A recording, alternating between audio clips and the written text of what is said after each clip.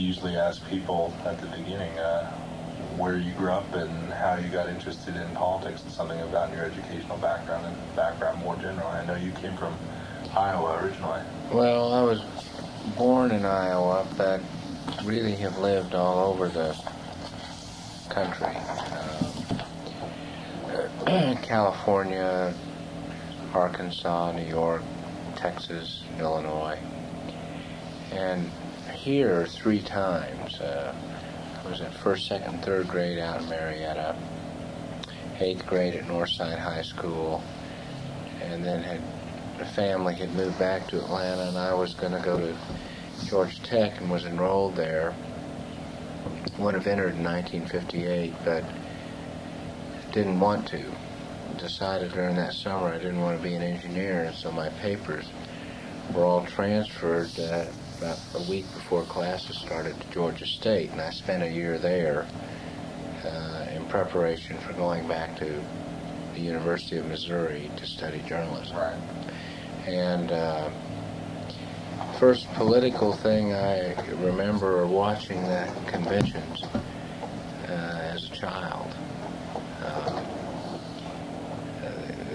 Convention that nominated Eisenhower and ultimately had like Stevenson, and fascination began to develop. I was involved in student government, both in high school and then fraternal government in college, and made the decision on Okinawa at Christmas that when I returned I would seek public office, and I suppose those were sort of inflamed times, the late 60s. So you went into the service after graduating from Missouri? Yes, I volunteered for the Reserve Officer Training Corps. And Kennedy has, there's this sort of an irony about all this Peace Corps activity, because Kennedy was influencing so much that college-age group. I was in college when he was elected. The volunteerism, I went in the Army, others were going into the Peace Corps.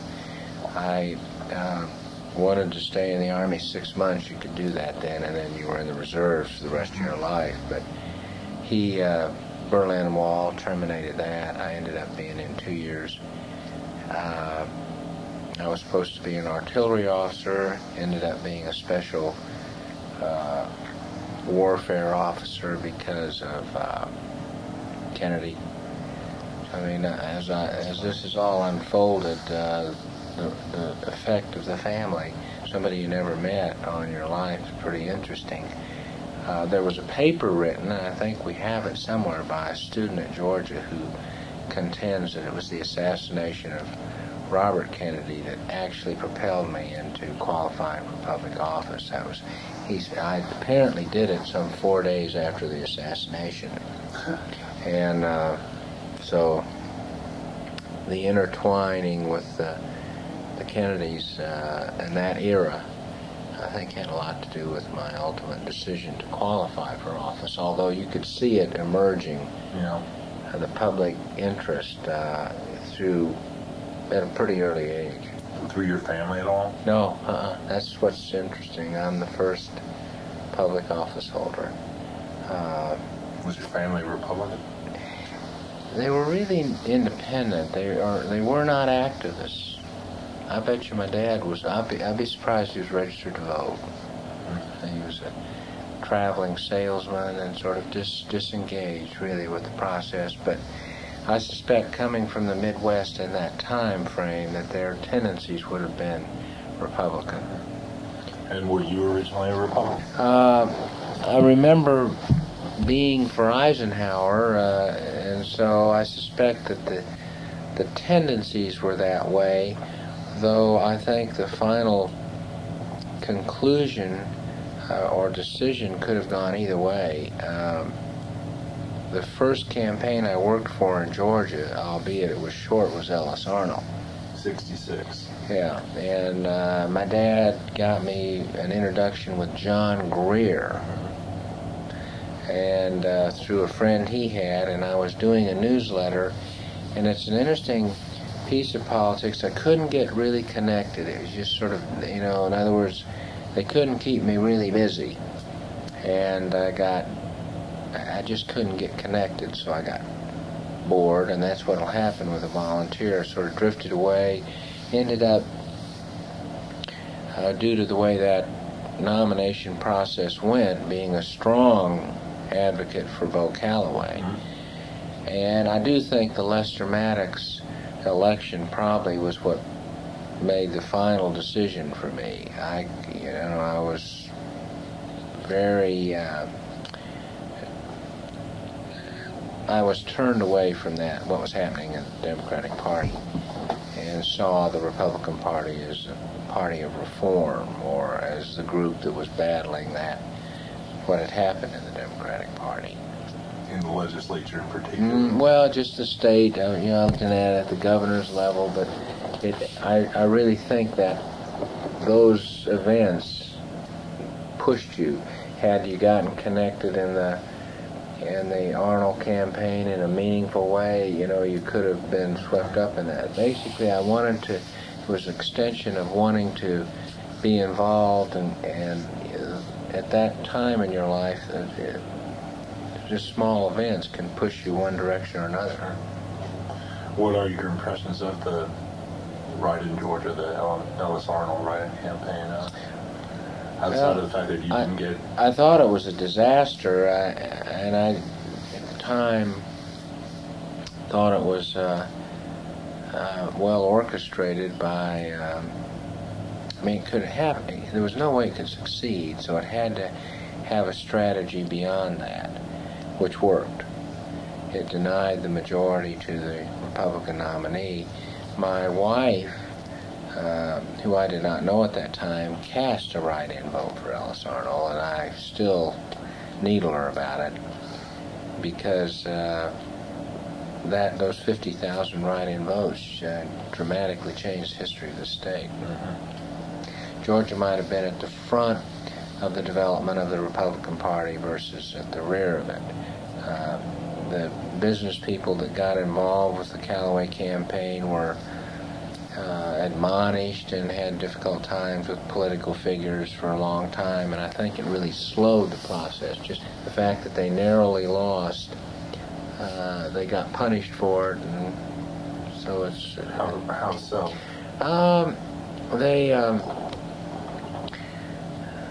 Democrat leadership had a mental note of those people that strayed during that time, and they've come to me since when you've asked them for support and they're nervous about it. They just don't want to go through that again. I suspect it slowed the development of the party here by at least a decade, maybe more. We might have been ahead of Tennessee or Florida, but it just didn't happen that way. Almost did, but save 0.2% or something like that, the whole history of the state would have been so changed. Hard to say what would happen with Jimmy Carter had been elected, would he ever become president. It's just amazing in politics how one slight turn can change the future course of the political river for years and years. Obviously, the Maddox election changed the General Assembly. Oh, dramatically. Opened the door for legislative independence. More independence for the legislature, reform, and all the reform movement in the Georgia Senate came out of Maddox being its president. And the Georgia Senate is probably one of the more well-managed of the southern legislatures. Voting machine installed, reduction of committees, management of the calendar by the order in which bills come to it, which were all products of the reform coalition in the Senate that was elected in '74, which included Republicans and Democrats. Most of us were younger. '74, you're talking about? Mm-hmm. That whole bunch. Oh, just, yeah, they just were. Well, they ran off over a period of years the henchmen that surrounded Lester Maddox. You're talking about? In the Senate. Well, Stan Smith, N. Zipperer, Malin London, Leroy Johnson, Culver Kid. Culver's still there. The Gray Fox, can't get to him.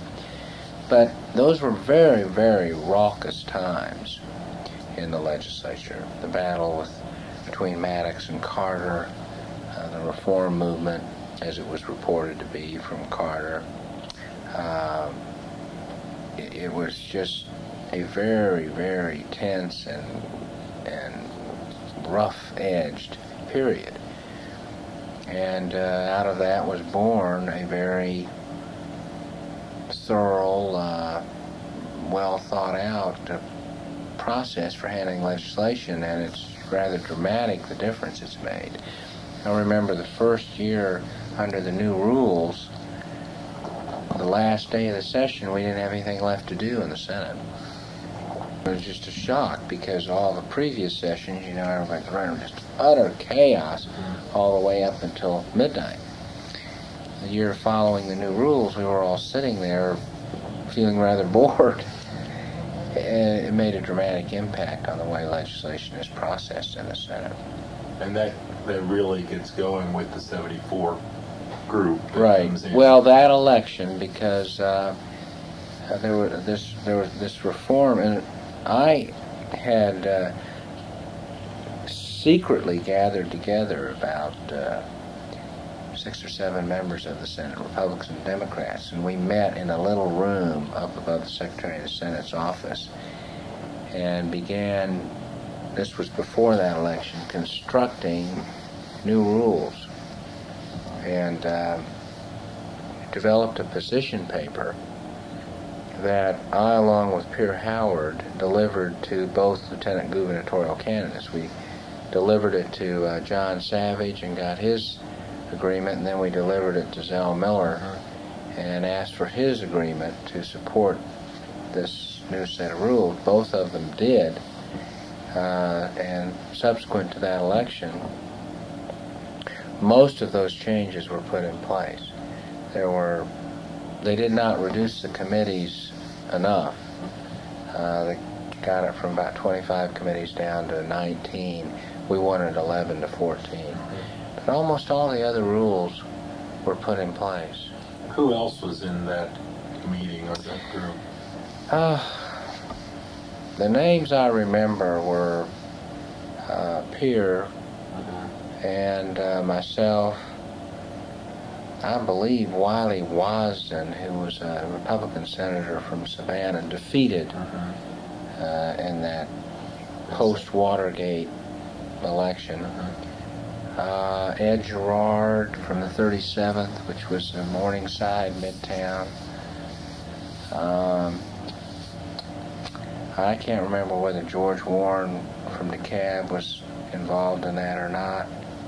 I remember we visited with Al Holloway and encouraged him to be a candidate for President Pro Tem, which he ultimately did. At the time, he demurred. I think he thought we were sort of a rump group, and we were. And I don't remember. Our records would probably reflect it somewhere in this maze of papers. Those meetings, which occurred, every other week for quite an extended period of time, did produce those rules. I want to go back both to that time and to the Carter administration, but I'd also first like to go back, I think, to sort of your first campaign, your second campaign, 68 and then in 70. I mean, you're talking about not getting engaged with the Arnold campaign and then clearly supporting Callaway over Maddox and wanting, and that sort of propelling you into their party and towards seeking election. Maybe you could describe the first. Well, it's a funny story. This decision that it'd be interesting to get this document. It's around here somewhere. Was made, and he's right. It was made right on the eve of the Kennedy assassination in Los Angeles. I had been reading in the paper that there were these 2 new Senate districts, and I kept reading about Democrat candidates who were qualifying for the 56th Senate seat. What they did is they added 2 Senate seats, one in DeKalb and one in Fulton, because they were under malapportioned court order. I don't know if it was a court order or what. But they had to fix it, and they did it by making these elections county-wide the first time they offered, and then they were to be integrated as districts. They didn't have enough time to reapportion the Senate districts in full. Okay. And so I had been following that. Assassination occurred, everybody was on TV saying the country's gone to hell and the systems have collapsed, and my response was the reverse, that it's time to do more, not less. I mean, I remember comedian Alan King on Johnny Carson moaning about the depths to which the country had gotten. And so this was sparking this interest, and I was meeting with a good friend, Tina Bledsoe. I know Tina. Well, she was working at the Atlanta papers at that time. She was really a good friend, and we would talk until almost 3 in the morning for about 3 nights. And somewhere in that process, I decided I'm going to do it. And then I didn't know where the Republican Party was. I had to call the only person I knew that was a Republican and ask him where in the world the Republican Party was. And he told me it was downtown, I believe, in the old Fulton National Bank building. And our business at that time was, I had come back because it was in such trouble. So I had to borrow the qualifying fee that day. I borrowed $400 and went down there. And I remember I said to Gene Witherspoon, who was a long-time executive director of the Fulton County Republican Party, that I'd come down to work for their candidate for the 56th Senate District, knowing full well they didn't have one. And she said, well, we don't have one. And I said, oh, well, then I've come down to qualify.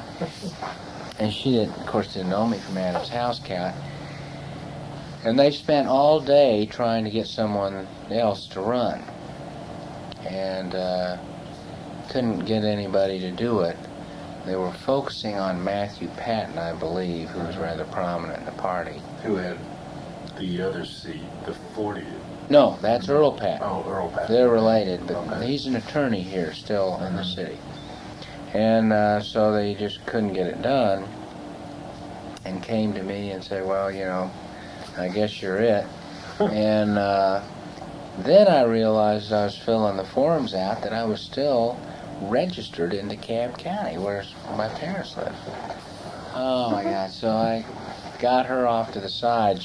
I decided I might as well make her a friend, and told her this, and she says, sent me out to DeKalb County, and I got the papers, and I down to Fulton County, and I can still remember this woman thinking the whole thing was just a bit out of order.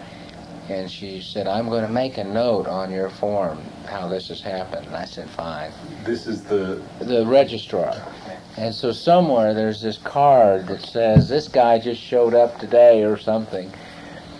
But anyway, I was registered, and then I went back to the headquarters and put the proper precinct in, and went over to the state capitol, signed it, and got in the car, and drove out, and then told my father what I'd done. And then I got scared. But that's how I got into it. It was a wild scene. Oh, it's just unbelievable. And we organized, I began starting with Tina, a series of, because I was new to the city, so I had to start recruiting friends, and we built it up to about 50 people and became a rather well-identified campaign running strictly on energy. We raised a total of $3,000, spent $7,000. He spent almost $100. Who was he? Jack Hardy. He won his primary against a fellow named Cheatham, and seemed to me some other person, and beat me 60-40. But I beat him in the news. I was still one of the only persons that knew that they had really already drawn the lines for this new Senate district, and I knew where they were. How did that come about? How did you know that? I don't know. I can't remember. But I had actually seen the map, and apparently they originally thought they were going to redraw all these districts and just didn't have time to do it. So it had been reported, I saw it in one little clip or something and found it. We knew exactly where it was, and indeed, that's exactly what happened. And none of the party didn't know it. I think had Matthew known that, he might have gone ahead and run, because was he in that? Oh yeah. So so you knew where the lines were going to be drawn. Yeah, I knew right where they were, except for maybe one precinct. And I remember being very worried about it, and because no one else knew about it, I thought, well, maybe this is not accurate. And I'd fully planned to run as a prelude. If we made it, great, and announced immediately that I was running, and spent the whole 2 years getting ready for the following election. Same man, but much smaller district. That time we raised about $9,000, but I now had this crew of energy people.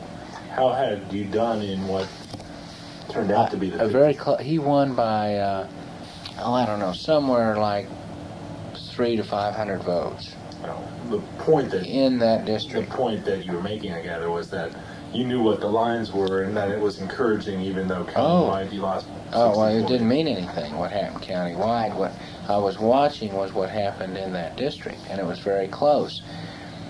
And by that time, I had analyzed that district virtually by lot.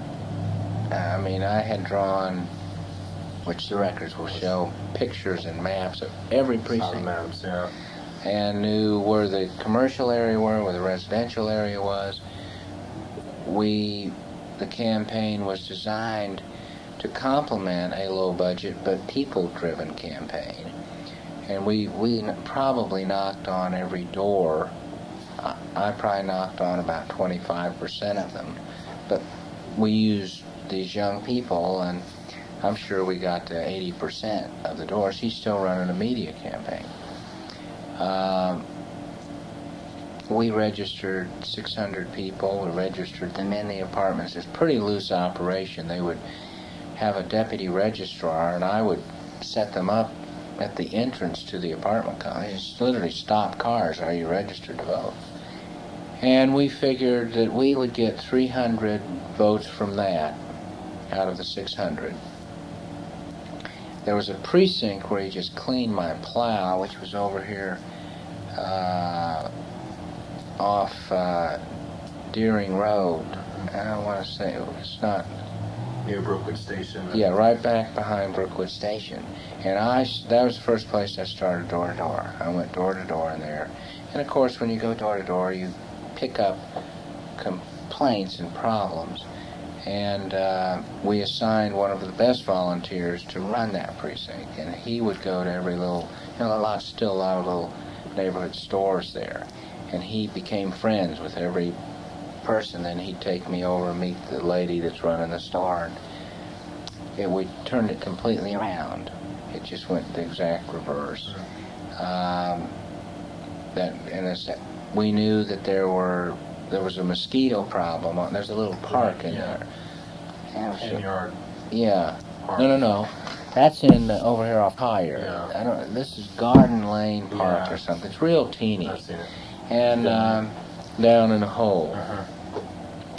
And there was also a little road over there, still gravel. Had to be one of the few that's left in the city. In the last 2 weeks of the campaign, all the last flyers we did were done by precinct. So it's a dear resident of the neighborhood, and we cited in in that flyer, it would say we know about the problem with the mosquitoes in Garden Lane Park because we've been there and the opponent has not. That's why I would know about it. We were running those off on an old Gestetner machine, a hand machine. It broke in the last week, and this young kid, who's the son of the doctor who owns a house that we now live in, fixed it with nails and barbed wire to fix it, just to keep the. It literally is probably the most exciting part of politics. Are those embryonic beginning campaigns where you are putting together just the whole spirit of the process, and you never really repeat that. As you go on and you get better, you get more sophisticated. You do with money what people had to do then. So the pioneer spirit is something that only happens probably in the first one or two campaigns. And they really had it. And these flyers were being put out. I remember we lost one of the volunteers. It was rainy, cold, getting near the end. And we finally found her 3 hours later. She just wouldn't quit. She was out stuffing the mailbox, just drenched. But what it did is those areas that had a more qualified Republican would get a pretty good ear up around Christ the King and over here around St. Philip's Cathedral. It pushed the margin up maybe 10% because the credibility from 2 years ago had been achieved. And in these areas, sort of a blue-collar area, just flipped them over because of the personal attention. Which is that area you're talking about? I know this little house. And down in part of Midtown, there was a home that was an absentee landlord. It was, I want to say 710 Penn Avenue. And I remember near the end, we were both appearing in a church speaking, and I got up, said, I know about the problem of 710 Penn Avenue, and my opponent's here, and when he gets up, ask him if he knows about it, and I walked out. And there's, and he's, what the hell, 710 Penn Avenue? The audience knew what it was, but he wouldn't have. So it was that kind of very personal driven thing and I won, as it turns out. I always think of that registration drive. I won by 384 votes. Okay. So the registration drive was pivotal, as were, of course, all these other very personalized efforts. Where did that district extend?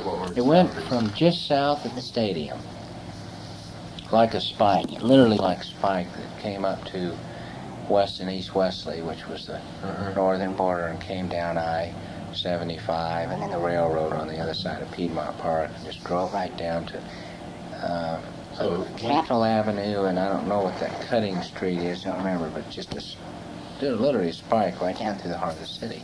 The black registration was about 27%. I did better than Republicans would typically do in that era, but still it was 7 or 8%.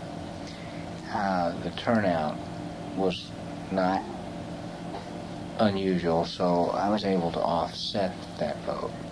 We campaigned very hard in the black community then, particularly more so in the 68 campaign that I lost than in the 70 campaign, because obviously it was pounding away where you could win.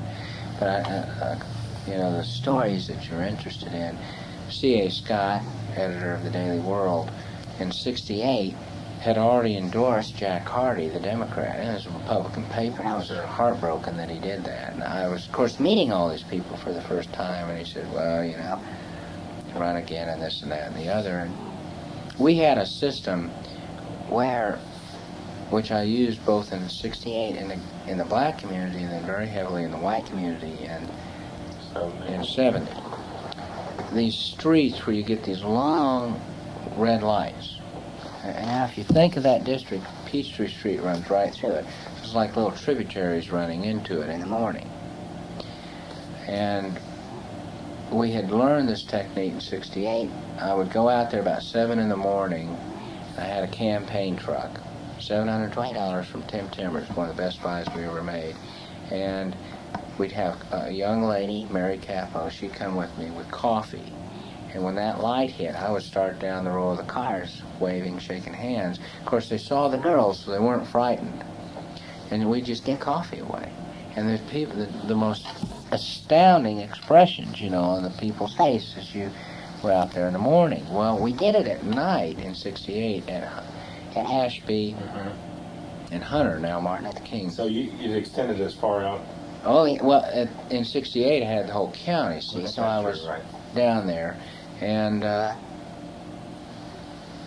we'd work that corner. We'd have volunteers working 4 directions. You know, there's hundreds of cars coming through. You probably couldn't do that today. Yeah, because it'd be so strange in the environment. You know, things have gotten more difficult. But there we were, and I was coming out Hunter, just about at Fraser's Cafe at Pascal's, and this car swerved and drove up on the sidewalk. A man got out, came running towards me. I thought, this is it. And he grabbed me by the hand and started shaking my hand. He said, "I'm so sorry. I'm sorry. My God." He says, I made a horrible mistake. It was C.A. Scott. And he saw this person out in the middle of the street. It was raining and all that, you know. And he knew he'd made a mistake. So, in endorsing Jack Hardy. So the next round, he's been a close friend ever since. It was a very moving incident, you know, these vignettes that occurred through the course of the campaign. Who were at the core of the effort in either '68 or '70? Well, in '68 and '70, there were many similar faces.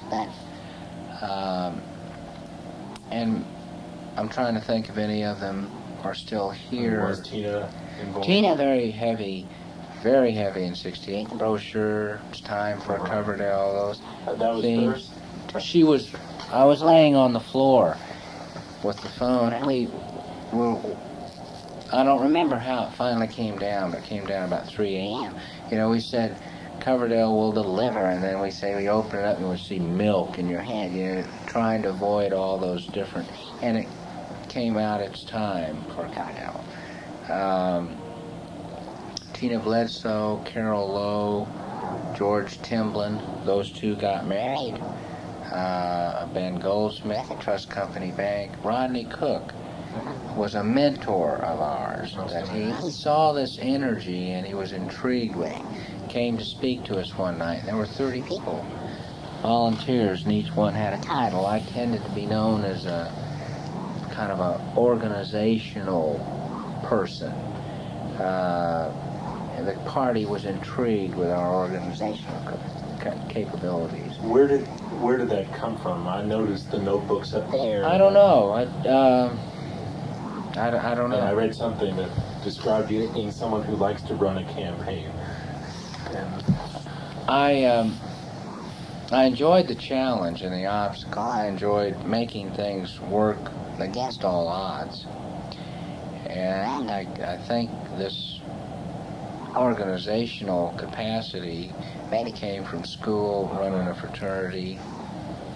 I really don't know what to develop, other than that I knew you had to be very organized if you had limited resources. That was the way I would tend to compensate for our inability to do some of the things that other campaigns could do with money. We had to do it, and therefore you had to be very organized, you had to be very disciplined. The crew in '68 was very young, and they were contemporaries, some of whom I had known before, but most of whom were introduced to me as we went along. It was a very idealistic campaign. There was a gentleman there named Pete Stoichev, who was an Ohio State graduate. I'd known him from I would tap every resource. He had been a member of my fraternity, not at my chapter, but I met him here at some fraternal alumni thing. A young guy named Gary Pete, who's still in the area, just graduating from high school on the debate team from some high school out here in DeKalb County. Really a bright guy. A young man from Macon, it was at Emory University. He became a very key leader in the campaign. He's still in Macon as an attorney. Mary James Atkinson, just a young gal that was looking to meet friends and people. She became a key leader in the campaign. No prominent personality by the time we got to 70, a lot of those, such an encompassing energy that some of them were wary of it. Mary James would not get back into it, staying here till 11, 2 in the morning, and they just were spent. But they stayed close to it. There was a young man named Mike Reeves and his fiancée, Mary Capo. Her father was a doctor here. They were in the 70 campaign from front to back, 12 hours a day. And I had now met my wife-to-be, who was at the time a fiancée, Nancy Nally. Of the Nally, Of the Nally. No. Oh. I always tell a funny joke. I always say of Shell Oil. Actually, he was a local employee of Shell Oil for many years, but both he and her mother were prominent Republicans in Sandy Springs. The four of us would go out, we'd campaign all day, and then get in a truck and go out and put up mini boards till about 2 or 3 in the morning. So you were a construction crew, and Mike Reeves designed our mini board. Jack Hardy was putting these billboards up, 15 or 20,000. They were so demoralizing that we decided we had to find a way to compete. So Stoichev and Reeves went to work on it, and they built a frame with chicken wire, and that didn't work. They finally got to a 4x8 plywood piece that looked pretty plausible, but then we didn't know how to stand it up, and we had these pallets digging holes, and Mike Reeves came up with a suspension system, which was, if you can picture a tent, you simply put a nail in the top of the legs and run wires out with pegs, and we got to where we could put up a 4x8 sign in about 15 minutes, and we buried him with these signs. The media, in the conclusion of the campaign, called it a billboard campaign, and we probably spent $1,200 on the whole end of it, vis-a-vis the 20,000, but we could put them in so many locations that people's perception was that they're on an equal footing. We kept looking for innovations that would set you apart. We ran across, again, Mike Reeve had some friend that went down here at Provident Reed at a drug lab, and they were throwing these paper barrels out. They were all different sizes. We collected them and painted them red and blue and used them as yard signs. I saw a reference to yard barrels, and I didn't know what that was it. Barrels were. We painted hundreds of these, and the Malden children were all involved by now. A young man named Hank Parrott from MIT that I had met in the Rodney Cook campaign for mayor, which was between and we were a tougher crowd by 70. We were smarter, we had more resources. Campaign was being directed by an old-time Republican warhorse, Mary Frances Peters.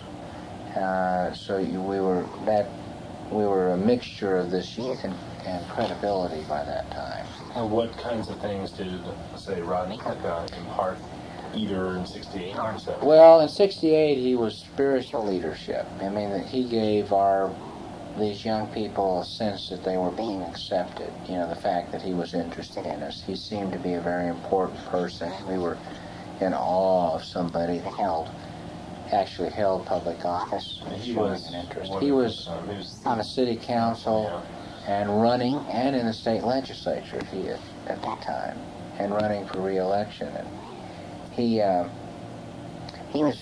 began receiving criticism from Mills Lane, who's a thread of Mills Lane runs through all of this. And I remember one day sitting in his office telling him, well, you are nothing but a Republican cookie. He looked rather harshly at me. What does that mean? I said, well, they're going to go along with you so long as you don't rock the boat. They'll let you be our token Republican. And he sort of scowled, but became very aggressively supportive of us since that conversation. Now, how did Mills Lane? Well, Mills Lane was a big backer of Rodney Cook at that time. But when Rodney began aiding our campaign, that offended Mills Lane. A bit beyond the pale. A bit beyond. Well, I think Jack Hardy was the ad agency. He was BBD&O, the ad agency, and so a buddy. And he didn't like it if Rodney strayed too far. Then the '69 campaign for mayor, Mills Lane was a key player in the funding of Rodney Cook. And it was against Sam Massell, Everett Milliken, and Horace Tate. Okay. And the establishment, that, of course, you could spend hours on that campaign. One of the last unfettered campaigns, where the transition of seeing a major campaign without all the government disclosure and everything that goes on today. It's like night and day. But Rodney thought he would be, and I'm just rambling, so you tell. Rodney thought he would be the establishment's candidate and recruited all of us on that basis, and come to find out, they weren't sure that he would be.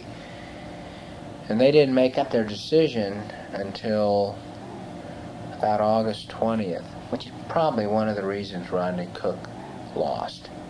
Because you couldn't shape campaign, could never decide which way it was going to have to go. Were we going to be anti-establishment or pro-establishment?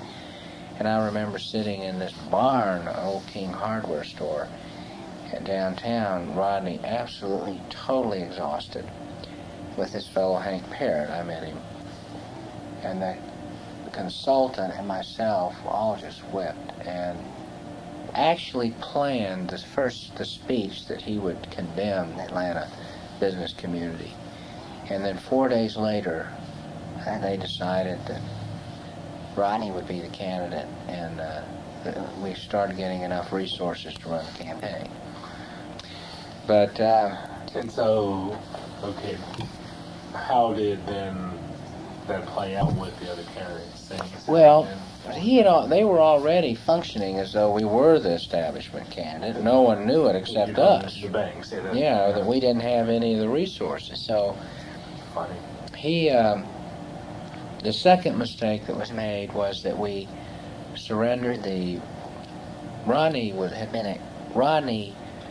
a quality candidate, and both for all segments of the city, black and white. He had excellent relations in the black community, but he was getting caught up in he voted to seat Julian Bond in the House, one of 5.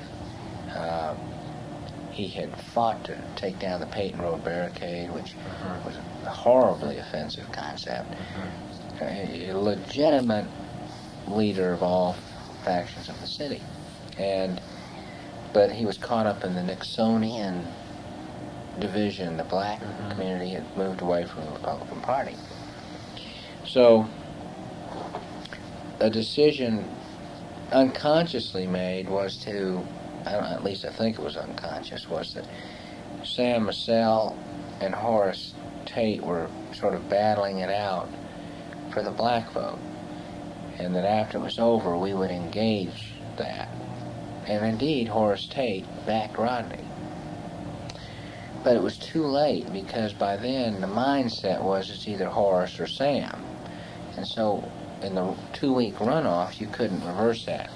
That was a serious strategic error in that campaign, in my judgment. A lot of people blame that loss on the business community. Ivan Allen calling for Sam Massell to get out of the race 7 days before. It became anti-Semitic. It was offensive to many people.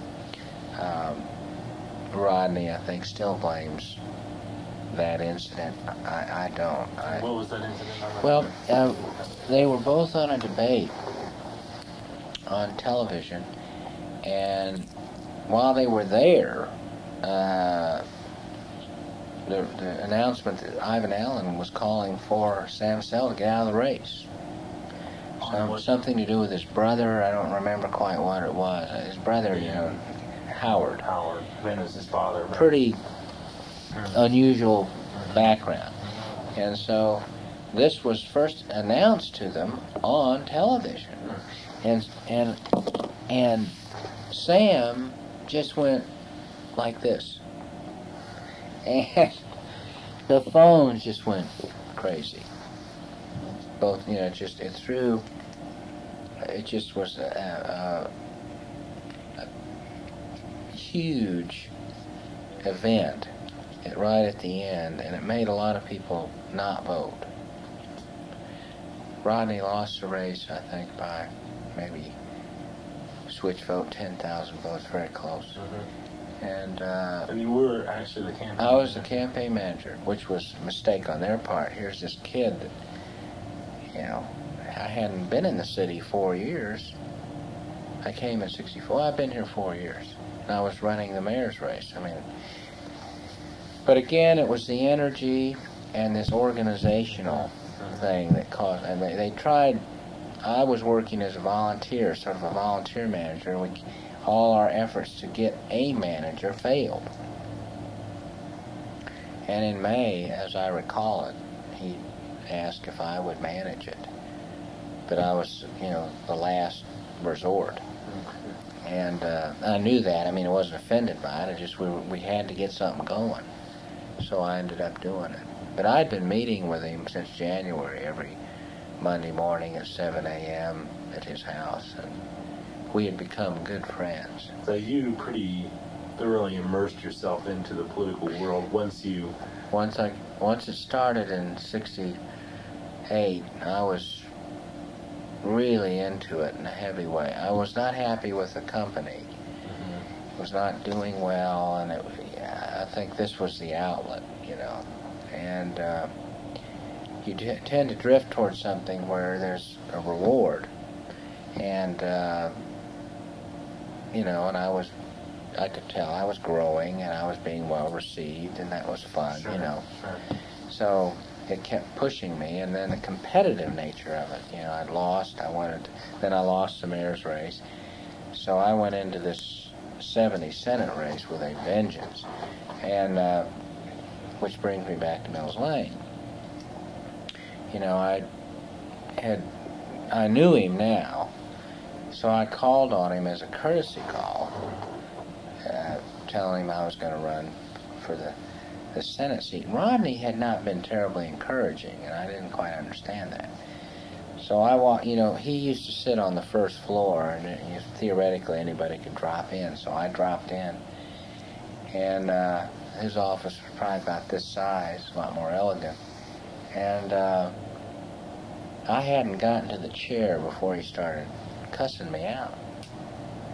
And blankety blank, S blank, old blank, And I must have turned pale. And he was closer to the door than I was. I couldn't get out. And I was struck dumb, but I was an ingrate. See, for all he'd done for Rodney and all this and that, and here I was running against his pal, Hardy. And the only ethical thing for me to do was to get out of the race. That was his admonishment. And I said, well, I'll have to think about it. And meeting probably lasted a half hour with me listening to this tirade. And I went across the street to Jarman Levison, who had become a benefactor of ours now.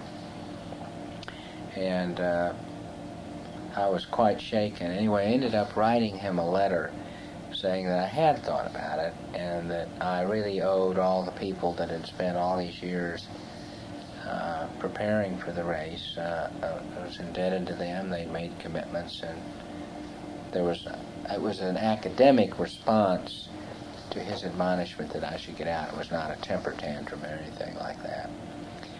And I don't recall ever meeting him again. Although I did move my account from CNS and remained sort of hot. We found interesting little things. His yard sign in '68 was on this really great paper stock, and we discovered it was the same paper stock that CNS was using for its billboards. had a deep relationship with CNS and Delta. Jack did. We just we out hustled them. What issues? Either time. I can remember saying style, and I remember one morning some reporter saying, "Well, what difference is that going to make?" And I started talking about being personally involved with the district. I said the campaign is a reflection of the difference. I mean, I'm in the neighborhoods, he's not. I announced the town hall meeting concept. That was during the 70. Mm-hmm. That was a pledge that you. Right. Mm-hmm. But this, bringing people back together and that sort of thing. I still think I think you could run a campaign today for the state legislature on those issues, and they would be just as successful. The issues of relationship, availability, accessibility, volunteer office. We formed a legislative group in '73, I believe. It's met ever since, and it's had a tremendous impact. Yeah, I want to get to that at some point, how that originated and functioned and so forth. We met then more often than now because the resources were so limited. I tended to use them as a resource as I gained seniority and had other staff. They were more of a debate forum or advice. Sounding board. The town hall we ran, I think the last count was somewhere near 100 town halls and neighborhood visits. The overhead for the town hall was very expensive in energy. Because to tell people about it, you had to have people go out and stuff mailboxes. And it became more and more difficult to get that done. You had to get a speaker, you had to have a monthly thing, too, wasn't it? It was really difficult for it. But a great idea, and it is as good today as it was then. If I were a younger legislator, I'd still do it, or if I had unlimited resources, I'd still do it. To get the people together and talk to some celebrity. Bert Lance sent me a note on the Peace Corps, and he went back to the town hall. We were over at the Garden Hills Recreation Center. Don't remember what transportation controversy was, but we've always had one, and he was talking about that. And his note said, who would have known that we would have had the director of OMB and the director of the Peace Corps both in the same room all those years ago. Sort of a interesting reflection. I think it had to do with, I bet you anything had to do with 400. And then it was the North Atlanta Parkway. And out of that, he signed an agreement with me, a public agreement and a letter of agreement that he would not pursue any more acquisition center until the completion of an environmental study, which was an important thing to do. I always respected him for that. Style, we kept, the being available, being interested. What about a sort of a young person's campaign too? I know you noticed that. I noticed the Coverdell, the psychedelic lettering and colors. I don't think that was what it turned on. I really think it was a classic. Of course, youth's involved with ideals and new ideas and energy, but I think had he been more aggressive, clearly that close to an election, that he would have prevailed. So I think that really what people were judging were how hard you work, how hard you would work, and how important is it. I think there's a association a voter makes. How important is this?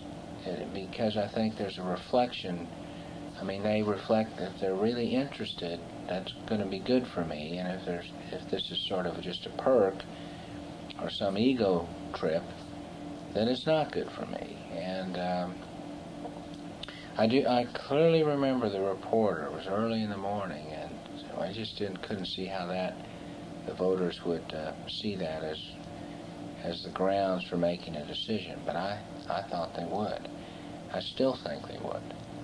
I still think the extent to which people can feel that the political figure has a personal interest. I mean, I think you can even be at odds on major issues, and to the extent that they feel they have some personal role in this, they will accept you. I think that many of the issues that divide us today could be dealt with if there were ways we could find to. It's just really hard to be mad at somebody you know. You just become more tolerant of individuals with which you have a relationship. It's so easy to be mad at somebody you've never met, and it tempers it. So I think that was an extremely important part of that campaign, and it has probably guided the tone of our service throughout. I mean, both with the Citizens Aid program, which we made sure everybody who contacted the office, we formalized the system. They had to be contacted. They had to record exactly what they wanted. They had to record what the solution was, if there was one. That all the mail had to be answered. And until maybe 2 years ago, 3 years ago, I read every letter. I still read every letter. I also answered every letter personally, and just, go on and on and on. Sometimes I think, why am I doing this? But now I have to just sort of give an acknowledgement, and I don't like that, but I'd rather do that than not answer at all. I saw that you announced in '70 that you wanted to set up your Senate office like a congressional office. Yes. Yeah. Where did that come from, or how did that evolve? It was just a personal concept of what I thought should take place. That there should be the regular forums, that there should be access. And I still believe that. I just think you can accomplish so much more. All new candidates, I've told them that's the key. And people that want to know how to contact their legislature, I say get to know him or her, because to the extent it's personalized, your influence will be the greatest by personal knowledge, and then as you come down, a telephone call accomplishes this, and a mimeograph letter accomplishes this. So to the extent you want to influence the process, I said pick somebody out that you like what they're saying and doing, and get involved with them, and you will start changing policy. And if anything, in a state like Georgia, those personal relationships are perhaps especially. I think it's true. Probably so. It's just worldwide. You can just the Peace Corps is a continuing statement. People have wondered the interest why it doesn't particularly jibe with a conservative political agenda, but it does. It's the concept of knowing people will reduce tensions and make more possible our ability to do things together. So it's nothing more than a direct extension of my view of politics from the very beginning. What kind of contact did you have with the state Republican Party either time, 68 or 70, and what were your impressions of the state Republican Party at that point? Horrible. Who was in it? An albatross is what I thought it was, because every time you got around it, you got burned. There were always petty bickering, and you were always getting torn between somebody who wanted to be chairman or two people you knew, and you just couldn't win, it seemed like. There was no funding support, nothing. So I came out of the school that basically was to pamper the party and reduce the damage that it would do to you. How so? There was just the constant bickering and no real support. sometimes the positions that were being made were embarrassing. I remember watching a couple of individuals, no need to really name them, that were arguing on television in 1972. Both of them were obviously inebriated. I remember just being horribly offended by this situation. And a debate was beginning to, this was a debate that ultimately changed my political career dramatically, because in the mid-70s, a group of young Turks came to me and asked me to run for chairman. I was very flattered, but decided there was no way for me to do it. But that group ultimately produced an alliance with Mac Mattingly, who was elected chairman in 74, 75. And he formed a long-range planning committee, and then I was invited to participate. And that led to an ever deeper involvement with the Republican Party, which by the year 1980 was an almost total immersion, or it had gotten to a level that became an equal partner with what was the triangle or triad of activity here, which was the Senate and the campaign process of running for the Senate, and then serving the agenda, the business, because I had decided in April 1973 that the only way that I could really survive in politics in the form that I wanted was to have an independent career.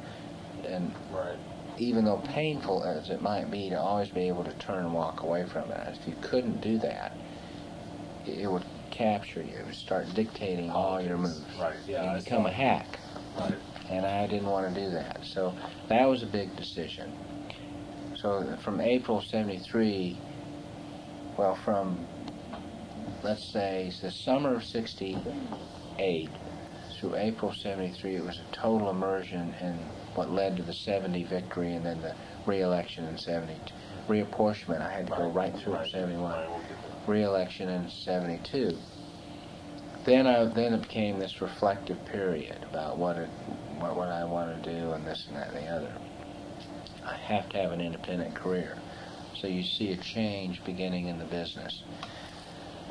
Then in 75, we can't, where are you going to be if we don't really develop the second party here? So I became one of the strategists, and I probably... This is part of this long-range plan. Yeah, that was the thread. I'm probably the longest standing member of that embryonic committee, because as it went from Mattingly to Cook, a different cast of players, but I bought into that concept in 75. Long-range planning. Right. That's the way. That's the way to do it, see. And that brought Mattingly, Gingrich, and Coverdell together. And that's a thread that goes through this new era. That coalition led to the election in 81 of Fred Cooper, which led to a new financial base. I remember a financial base being about 30,000. Fred Cooper was about 500,000. By the time I came along, it was like 2 million. It just completely rewrote the book.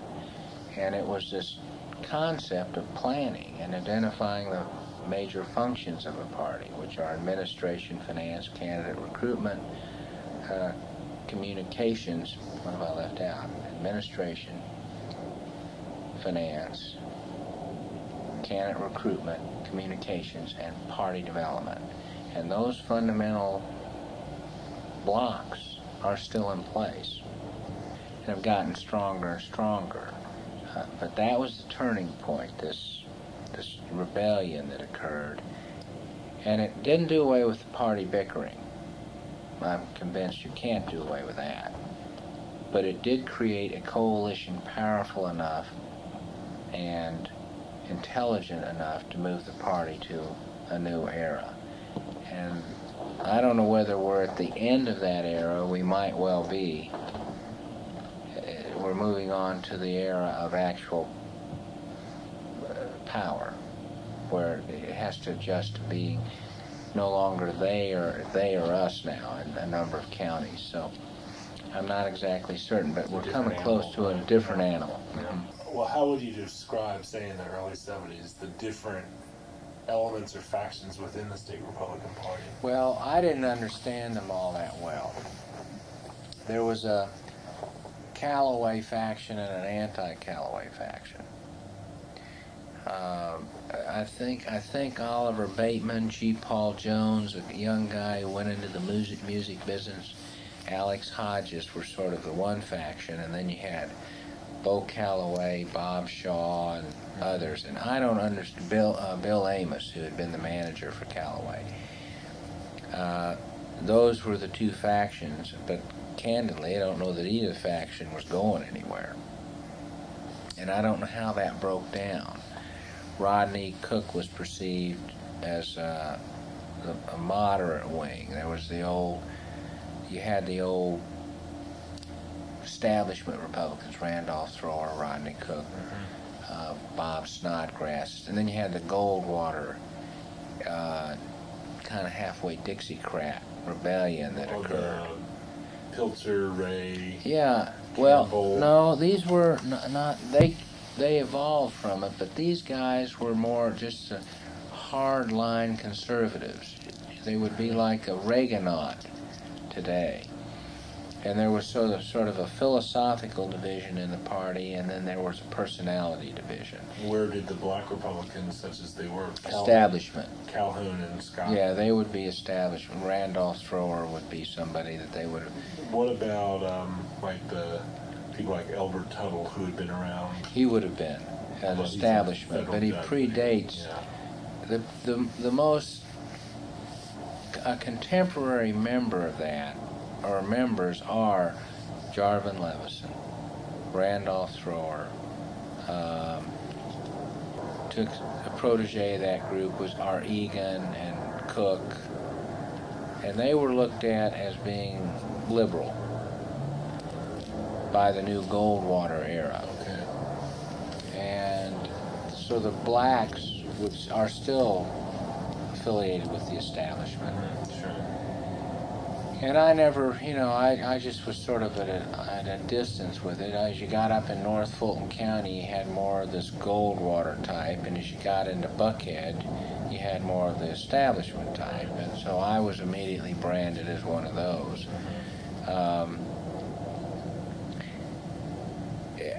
The transition that occurred, I suppose there's still some vestiges of that.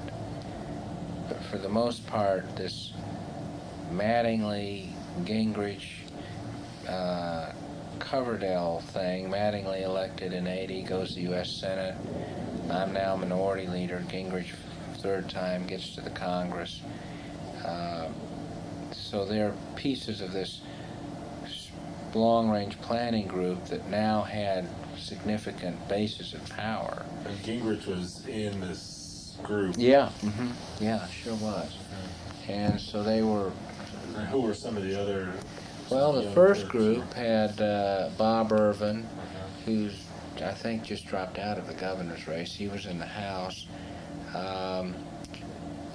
John Linder was in it under the Cook time, but not under Mattingly time. Bob Wright and John McNeil, two blacks from Columbus, part of that. Bobby Heydrich, former mayor of Columbus. But by the time it was over, that was in the first meeting. By the time it was over, under Mattingly, it was sort of me, Linder, his executive director, just a handful of us. Under Cook, it was me, Doug Howard, Linder, Alec Poitevin, who's now running for state chairman. Under Cooper, it was me. I'm the one person, interestingly enough, that stayed with it, see. Then, but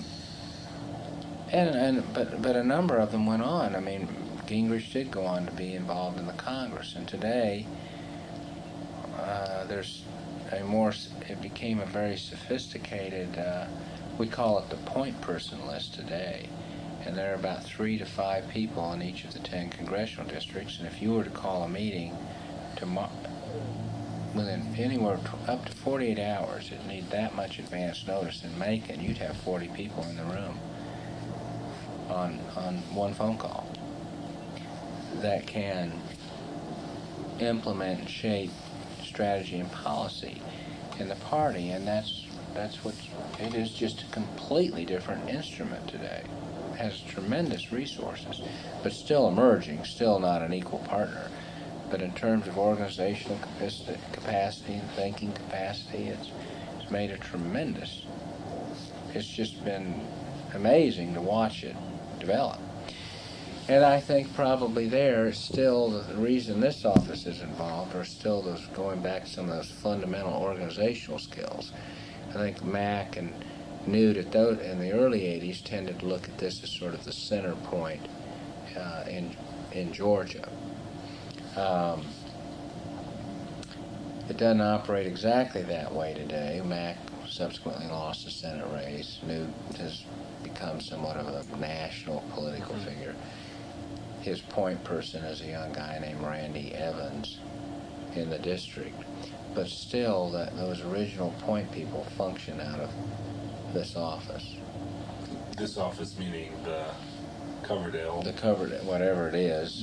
Molly died. Building, yeah, physical building. She would call the meeting, and we will transfer that now, that function, to a gentleman named Joe Rogers, who is chairman, chief executive officer of Waffle House. And in fact, we've already gone through the process of, passing the baton. But the ability to have a network was a key change for us to try to keep the pragmatic, I would call it pragmatic leadership in charge of the party versus ideologue leadership. And, of which there existed a fair amount. A fair amount, still does. And in the last 10 years, it breaks down that about 65 to 70% of the party have been comfortable with where it's gone since the late 70s and early 80s. This is Georgia. In Georgia. And it's been a pragmatic type leadership that's committed to the fundamentals, not necessarily idea driven, that you leave that up to the candidates. The party basically keeps that machinery in place, makes sure 5 or 6 those fundamental issues. And that has changed our party. There used to be a John Birch element back before. They're probably still around, but it would be in that dissident group, that 25 to 30%. Right now, the National Committee man and woman belong to that group. And there's a contest coming up. It'll be interesting to see how it shakes out. My guess is, though, that the establishment will prevail yet another time. And even in after Reagan's election in 80, his chairman in 80 for the Reagan campaign was one of these dissidents. And he even having a president elected, and he was state chairman, he was unable to weather this coalition of pragmatists. He couldn't do it. His wife was national committeeman. She was removed. He wanted the 84 campaign chairman to be himself. It wasn't. It was George Israel, who's also a player in this group. What between, say, 1970 and 75 or thereabouts, 74, sort of moves you in that direction from trying to minimize the belief that I think in the early days I remember being sort of childly jealous of competitors. There was a young man elected the same year I was. We were both bachelors, both the same area. He beat Devereaux McClatchy. His name was George Larson. I beat Jack Hardy, both by 1%. Overlapped. And I was terribly competitive with him. And there were some other people I found myself being competitive with, and I had to finally figure out that I wasn't in this by myself, and that I needed to not be competitive but supportive of these other emerging, Sure. no party is built around one person, and that I needed to be contributing to the growth and encourage more people to be running and be happy about their successes. It was a big change. It was around that time that you're elected minority leader too. In '74. And When you get on board the first time, there, as I recall, there are six senators. Right. And it came down, I've been there, I've been the member of a caucus that was size of 4, 5, 6, 7, 8, 9, 10, and 11. And each edition, you can see a difference. It doesn't take much to, a new person, a new mind, a new energy, is each one. It's been fun to watch it grow. This current caucus is really kind of exciting. Republicans have tended to be younger. They are a pretty spiffy group. This new senator from